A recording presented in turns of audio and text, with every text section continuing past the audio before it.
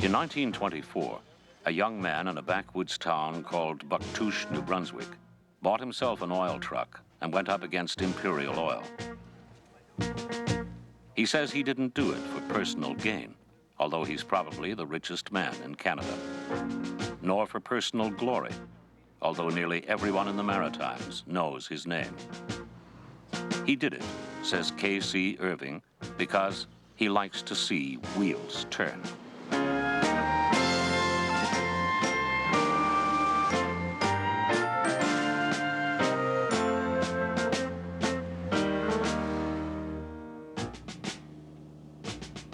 Today, when K.C. Irving looks down from his plane, chances are he owns whatever he sees.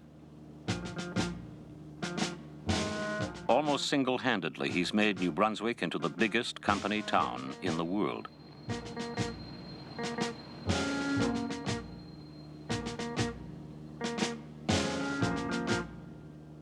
At 82 years old, he still takes a keen interest in his empire, a privately owned conglomerate, the size and scope of which is known only to a few people.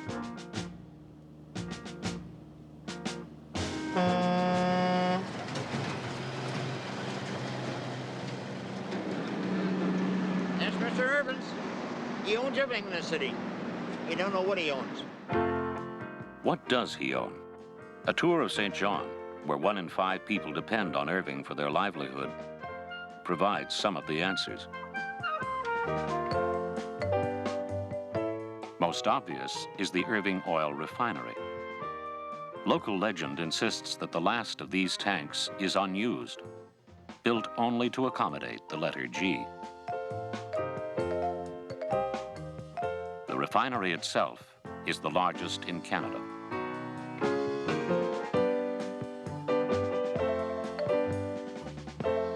"36 Irving stations in St. John alone.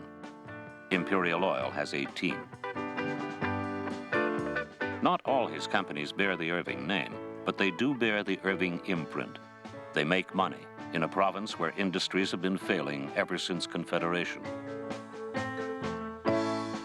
The Irving-owned St. John Shipbuilding and Dry Dock Company, the largest shipyard in the country. It has built 26 ships for its best customers, other Irving companies. The largest wholesale hardware distributor in the Atlantic provinces. 2 newspapers, part of a province-wide chain of English-language dailies. A radio and television station. The provincial bus line. Midland Transport, one of 3 Irving truck fleets. Oh, they do things in a big way here.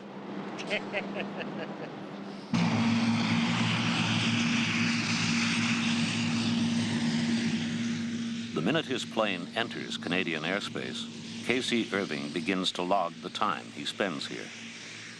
Officially, he is a resident of Bermuda, and since his retirement, Canadian operations are in the hands of his 3 sons. But the 182 days a year he can legally spend in his native land are very important to him. How do you do, and how are you? Pretty good. How's yourself? That's good. Not too bad at all, thank you. To most Canadians, K.C. Irving is a mystery man. But here, in his hometown of Bucktouche, lots of people know him and aren't surprised by the fact that he remembers the names of nearly everyone who's ever worked for him. Now it's great seeing you again. Fine. Gosh, I remember him very well. Is that right? Sure, yes. Yeah. Well, that's good. You're looking fine. good, yeah. Well, thank you. I can return the compliment. Fine. See you again.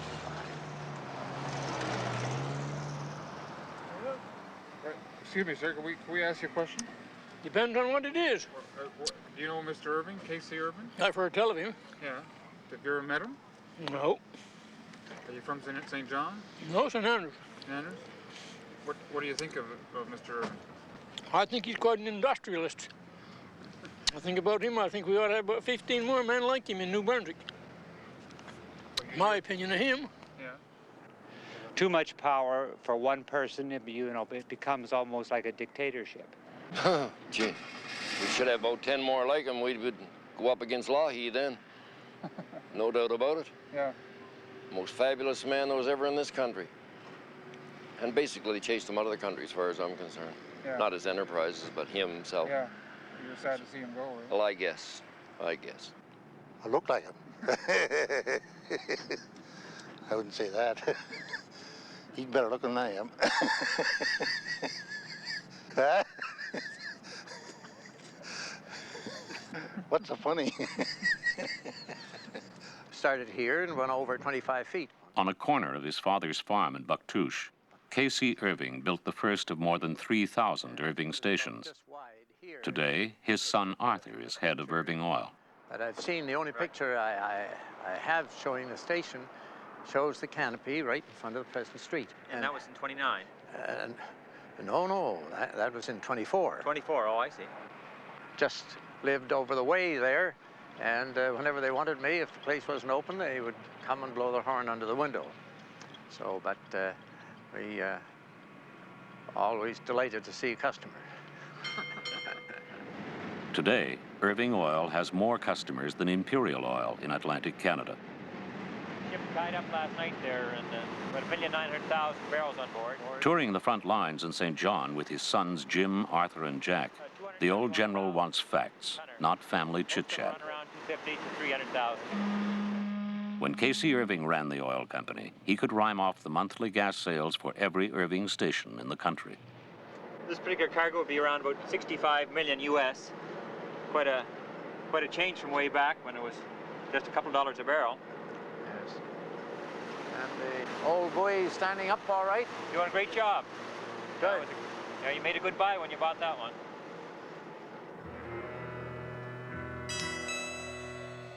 The oil in this tanker came from the Persian Gulf. But whether or not the bill of sale was rerouted for tax-free profit through an Irving holding company in Bermuda is the subject of a federal tax investigation. It is one of many contentious issues which are part and parcel of the Irving operations.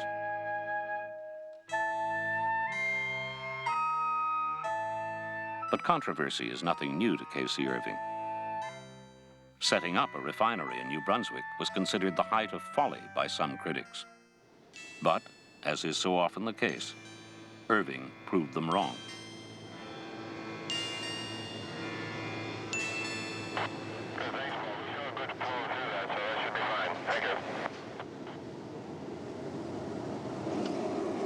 In this giant tea kettle, crude oil is boiled up and the vapors condensed off to form everything from jet fuel to asphalt.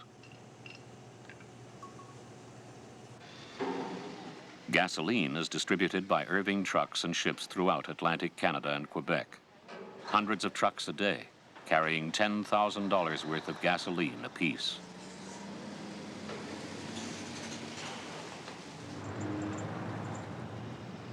The Golden Ball building in St. John.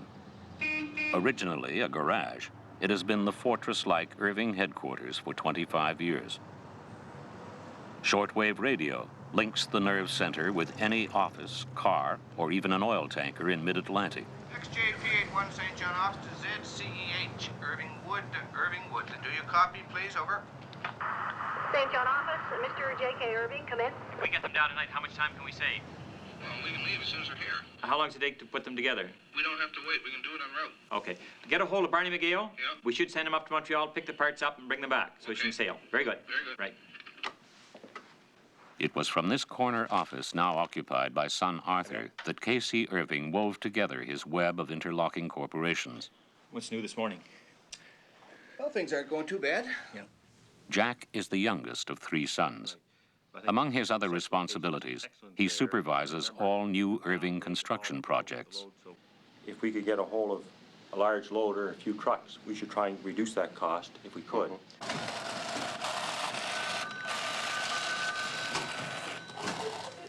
Here in the accounting department, profits and losses are carefully scrutinized. Receivables mean cash flow, the lifeblood of industry. Over in payables, the pace is less frantic. Irving suppliers routinely wait the maximum 90 days for their checks.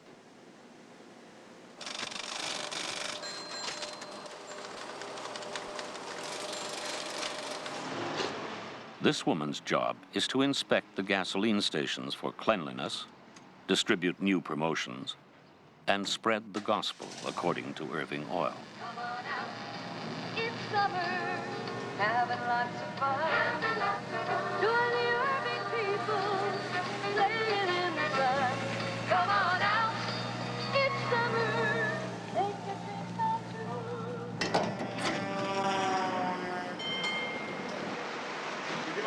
Barney McLaughlin manages one of the largest gas stations in the company. You want to put it the other side?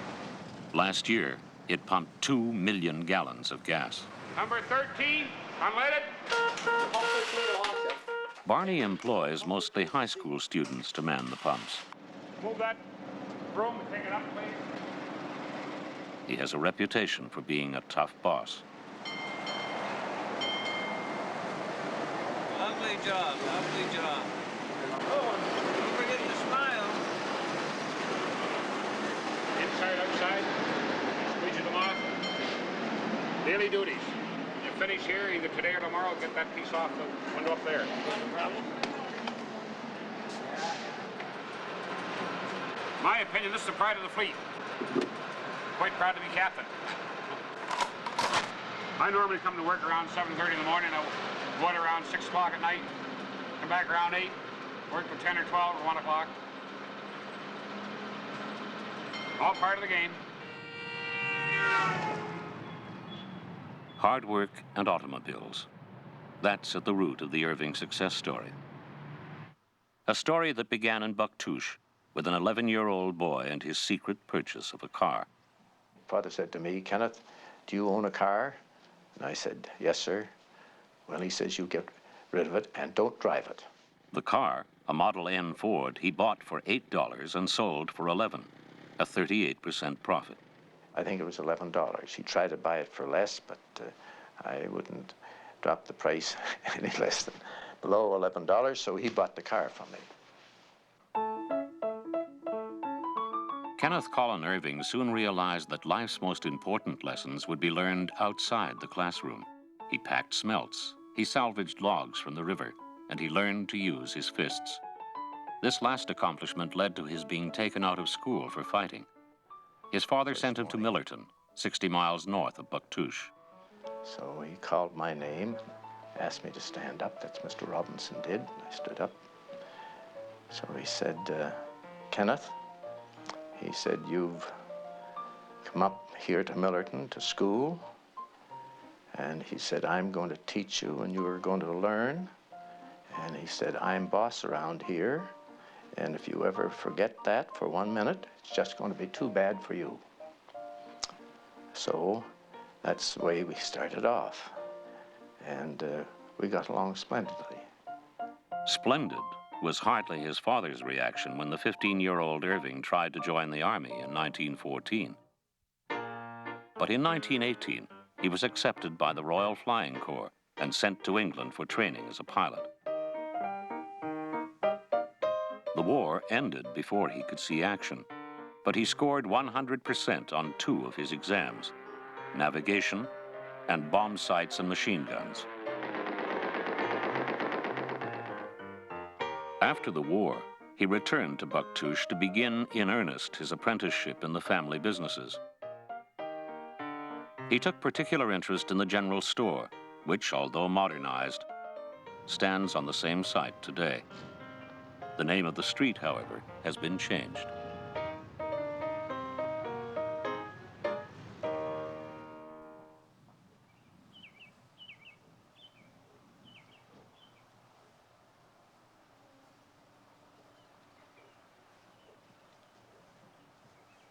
Irving is descended from a long line of Presbyterian Scots. His great-grandfather emigrated to New Brunswick in 1822. Here, overlooking the Bucktouche River, is his father's grave. He knew what it was all about. He knew what hard work was. He knew how much a man should do, and he knew how to fix a piece of machinery.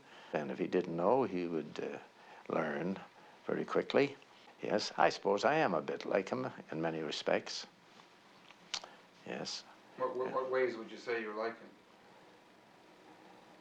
Well, I always liked machinery and that sort of thing, and I like to see wheels turn, and that might be a way of saying it. I don't know. And I've always been interested in operations. In 1940, the Irving companies joined the war efforts of another New Brunswicker, Lord Beaverbrook. As a minister in the Churchill cabinet, the Beaver wanted hardwood veneer for the wings and fuselage of the Mosquito bomber. And as he had done so often, Irving learned the new technology personally.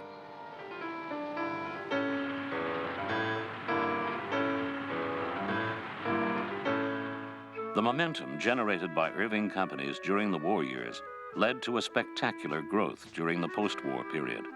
St. John, which had languished ever since Confederation, was ripe for an infusion of ideas and capital. Old industries, which under their previous owners had wasted away, were revitalized. Hans Clone is president of Ocean Steel, an Irving company. He disliked nothing more than a shutdown industry. You know, if you had to go, we sometimes would go into plants which were bankrupt or were shut down for some reason. He said, Hans, let's get out of this place. He says, I just don't like it. You know, we would go through it to look what the potential was, but he never enjoyed walking through a plant which was shut down. He would like to see it working. The St. John Shipbuilding and Dry Dock Company is a classic example. When Irving took it over, it employed a mere 200 men. Today, it employs nearly 2,000.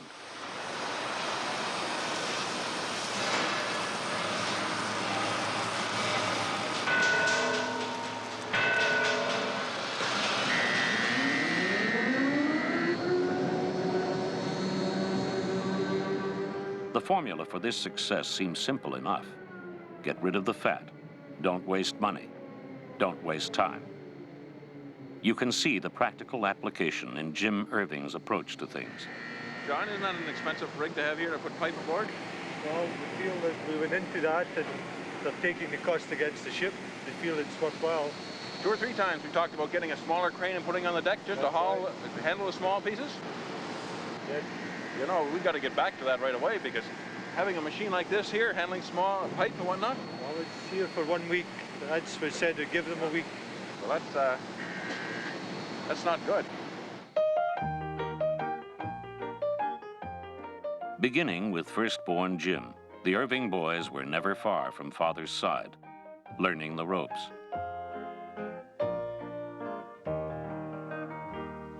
He was always around, and we enjoyed discussions with him. We enjoyed arguments. We enjoyed doing things together. And when he left the organization, we had to make the balls bounce, not miss too many. I guess if you're going to do something, do it right. And if it's not right, fix it as fast as you can fix it. And that's I learned that, had that drummed into me for many, many times. You know, I haven't got the staying power my dad had, you know. But he never looked at a clock, and he never knew what the time was. And I guess my brother Jim can, at 2 o'clock in the morning or 3, if it's work there, he's as good as 3 or 4 in the afternoon.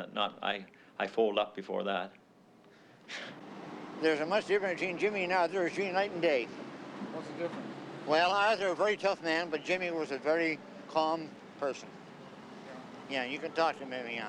What does Jimmy, which one does which? Well, I see Arthur's he's the big shot, you see. Keep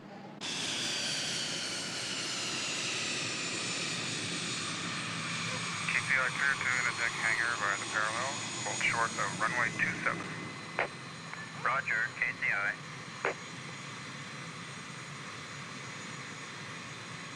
Arthur flies to Ottawa to meet with the U.S. ambassador to Canada.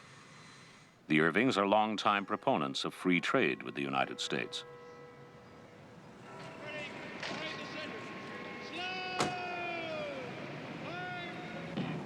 On the present regulations, it's rather difficult, but down the road, I'm sure that the East Coast refineries will be supplying product into the U.S. And we have the facilities there now that all we have to do is to open the valve, and within a few hours we can be supplying. Canada is a great country, and the United States equal.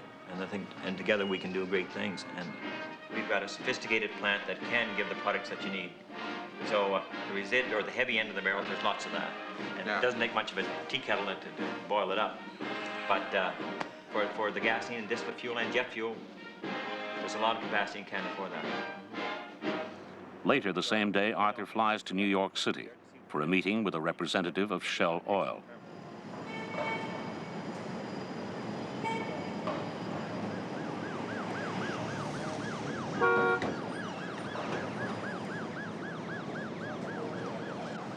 The Irvings are no strangers to Wall Street, and some of the billboards make them feel right at home. Hi, please transfer 283 to 263. 263, thank you. Arthur Irving to see John Hogan. Oh, you can go right in, he's expecting. Thank you. Thomas Dewey's law firm has been doing Irving business since the 1930s. Today's meeting with Shell Oil man Bill Madison should finalize Irving Oil's acquisition of another bulk terminal in New England, part of the plan to expand further into the U.S. market as soon as government approval is given. That's the consent agreement that will not be signed by the railroad. That does it. That should be it. So you just have the... Really appreciate you coming up from Houston to see us. But I would say this is probably the most detailed terminaling contract I've ever been involved with. Well, most of the suggestions in that you're so big and we're so small there, we have to ask a lot of questions. No, I think you know so much about the business that you're thinking of everything that possibly ever happened to that terminal. Always nervous, Bill. Thanks very much. Okay, thank you. That's really good. I'm sure it's going to work out good. Yeah, I was going to say, enjoy that new terminal. Yeah, thank you. Good seeing you. Nice to see you. If today's Irving empire is full of big deals and grand schemes, they're nothing compared to the dreams of Casey Irving himself. He is still hopeful that one day the government of Canada will make good a pre-Confederation promise, a canal linking the Bay of Fundy with the Gulf of St. Lawrence, something which would put today's Irving companies 600 miles closer to the markets of central Canada. The facts clearly show what happened to New Brunswick's industry following Confederation. From having a very large percentage of our people employed in industry, that dropped down to the lowest of the 5 provinces, where it was the highest prior to Confederation. And our per capita wealth was the highest. It also dropped down to, I imagine, where now it's possibly one of the lowest.